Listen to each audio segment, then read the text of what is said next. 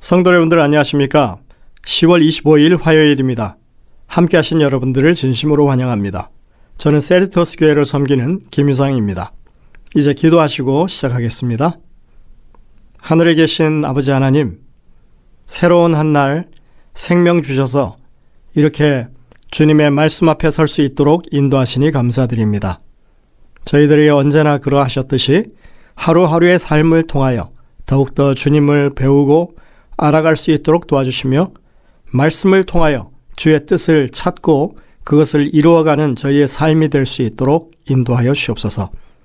이 아침에 주님의 도우심을 간절히 사모해서 무릎 꿇은 주의 백성들의 탄원을 들어주시고 그 형편이 어떠하든지 간에 하나님께서 우리의 하나님 되시고 모든 것을 해결하시는 근원이 되신다고 하는 것을 확신할 수 있도록 도와주시며 특별히 질병의 연약함 가운데 부르짖는 주의 백성들을 돌아보시고 그 연약한 육신이 회복되고 온전히 주님 앞에 믿음으로 설 수 있도록 인도하여 주옵소서.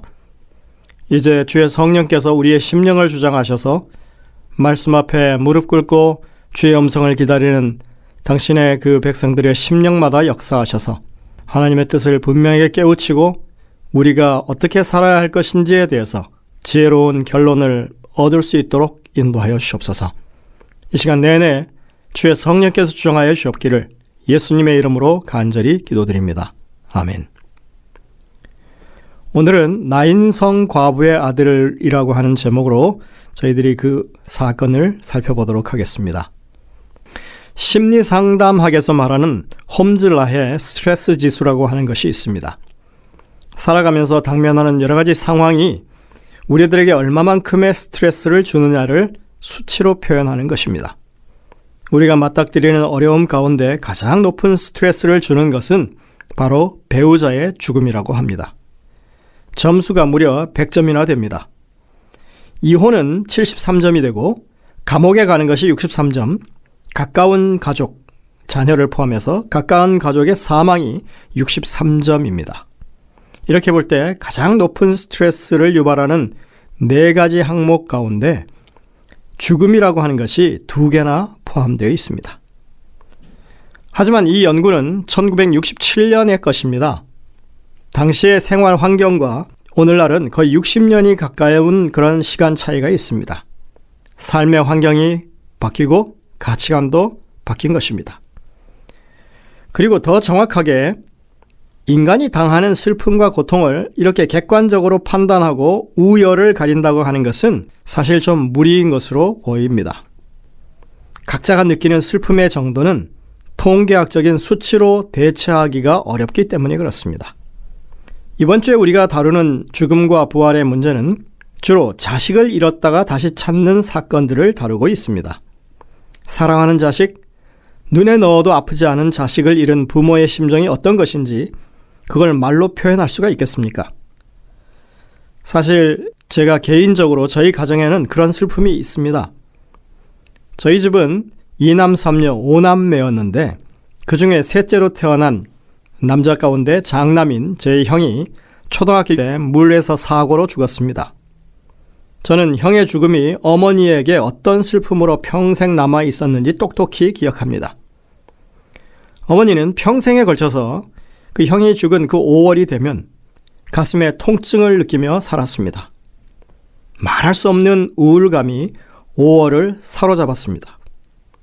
형이 죽은 지 수십 년이 흘러도 그랬으니까 생때 같은 자식을 잃었을 그 당시의 고통과 슬픔은 얼마나 컸을지 상상할 수가 없는 것입니다. 세월이 약이라고 말하긴 하지만 어쩌면 어머니에게 있어서 사랑하는 아들을 잃은 그 고통은 결코 치유되지 않는 남편과의 사별보다 더 큰 아픔이었다고 저는 생각합니다.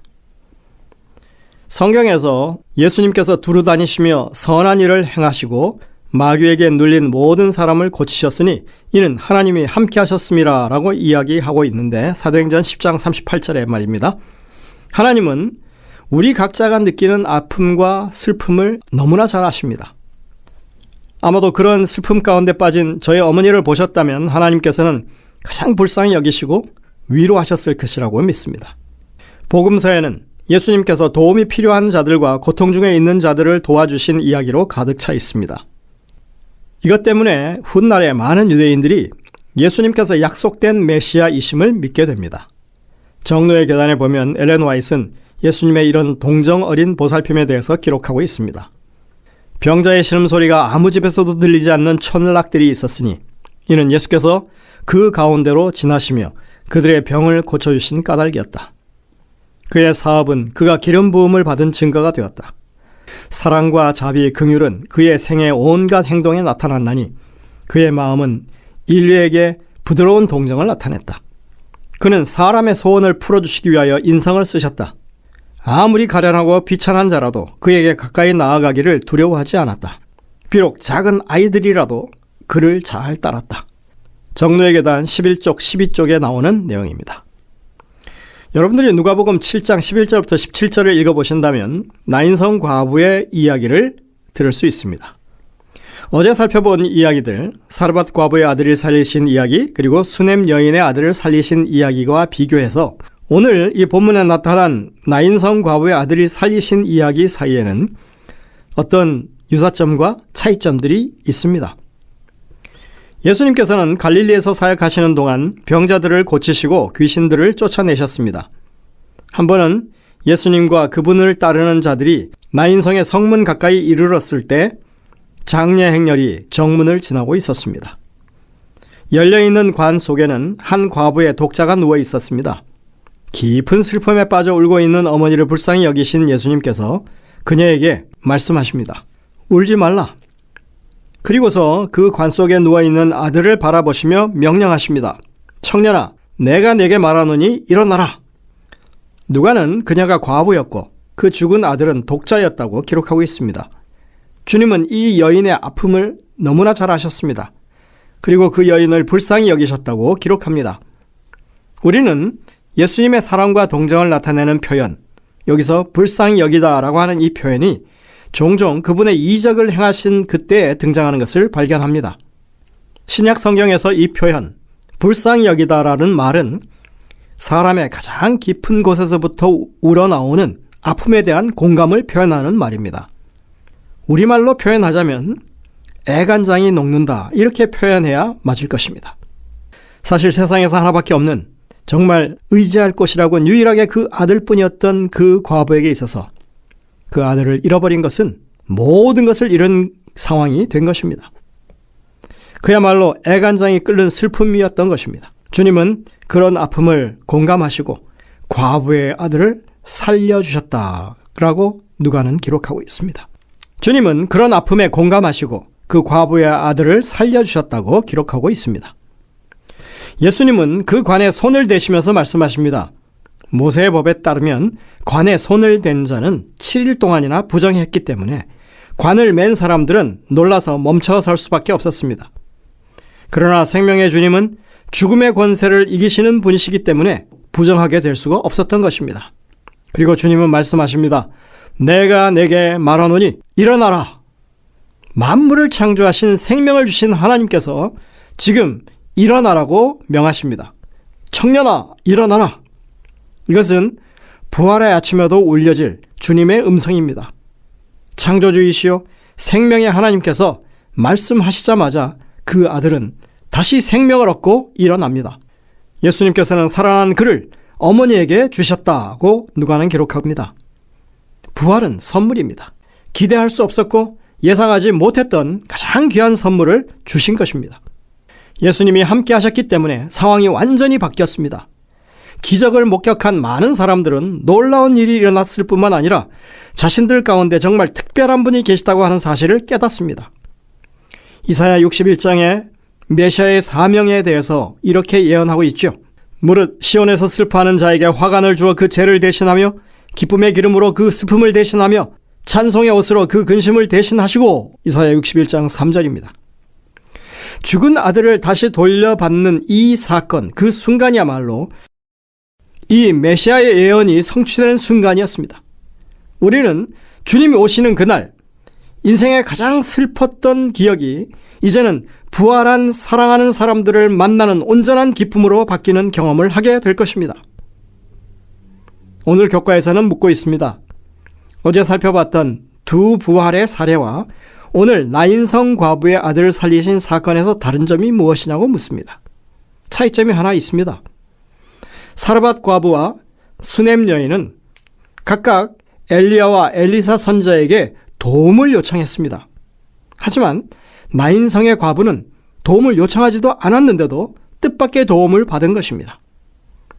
아들을 잃은 새 어머니의 심정이 어떠했을지 우리는 상상이 갑니다. 하지만 나인성 과부는 주님이 누구인지도 알지 못했기 때문에 당연히 요청할 수도 없었습니다. 그런데도 주님은 그 아들을 살려주십니다. 겉으로 보기에 주님께 요청을 했느냐 하지 않았느냐 하는 차이가 보이긴 하지만 그들 모두 사랑하는 아들을 선물로 받았다고 하는 점에는 동일합니다. 이것은 하나님께서 우리가 아뢰지 못하거나 하나님께 도움을 청할 염치가 없다고 느낄 때라도 우리를 돌보신다는 사실을 보여주고 있습니다. 예수님께서는 언제나 그러셨듯이 문제를 보고 그냥 지나치지 않으시고 도우시는 분이십니다. 이 일을 바라보며 다시 한번 부활은 우리의 요청과는 별개로 우리에게 선물로 주어진다고 하는 사실을 엿볼 수 있습니다. 이것은 구원받은 모든 하나님의 백성에게 어김없이 주어질 확실한 약속입니다.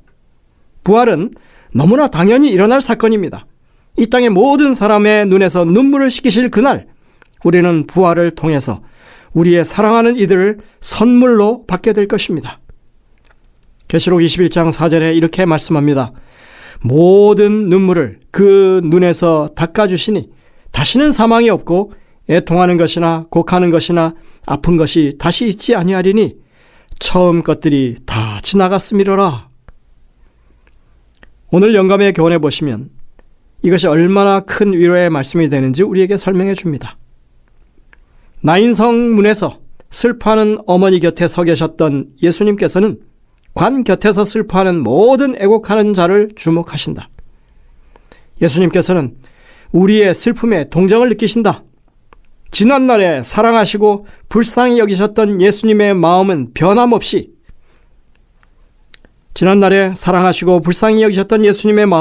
변함이 없으신 온유하신 마음이다. 죽은 자를 부르사 다시 살리신 예수의 말씀은 나인성의 청년에게 말씀하실 때와 똑같이 오늘날에도 효험이 있다. 시대의 소망 319쪽입니다. 오늘 우리는 나인성 과부의 아들을 살리신 이야기를 통해 현재 사랑하는 가족을 잃고 슬픔을 당하고 애통해하는 모든 이들의 고통을 주님이 그 곁에서 헤아리고 계심을 그리고 불쌍히 여기신다고 하는 사실을 다시 한번 확인하게 되었습니다. 사별의 고통 중에 있는 모든 분들에게 주님의 사랑과 위로하심이 함께 하시는 이 하루가 되시기를 간절히 바랍니다. 기도하시겠습니다. 하늘에 계신 아버지 하나님, 참으로 구원하시고 생명을 주실 뿐만 아니라 우리에게 부활을 약속하신 주님, 죽어도 살겠다고 하신 그 약속이 우리의 구원만큼이나 확실하게 우리에게 선물로 주어지실 것임을 우리가 다시 한번 마음 가운데 간직하게 하시니 감사를 드립니다. 최근에 가족을 잃고 또는 이 연전의 과적을 잊고 슬픔 가운데 여전히 지내고 계시는 주의 백성들을 돌아보시고 그 마음 가운데 하나님의 확실한 부활의 이 약속을 붙잡고 정말 이제는 더 담대한 믿음으로 하나님 앞에 설 수 있도록 은혜를 베풀어 주시옵소서. 오늘도 우리의 삶에 여전히 생명 주시고 더 생명 주시기를 원하시는 주님의 사랑과 능력을 붙잡는 이 하루가 될 수 있도록 인도해 주시옵기를 예수님의 이름으로 간절히 기도드립니다. 아멘. 네, 여러분들 오늘도 이 주신 말씀들을 깊이 묵상하면서 주님의 음성을 듣게 되시길 바랍니다. 저희들은 내일 다시 뵙겠습니다.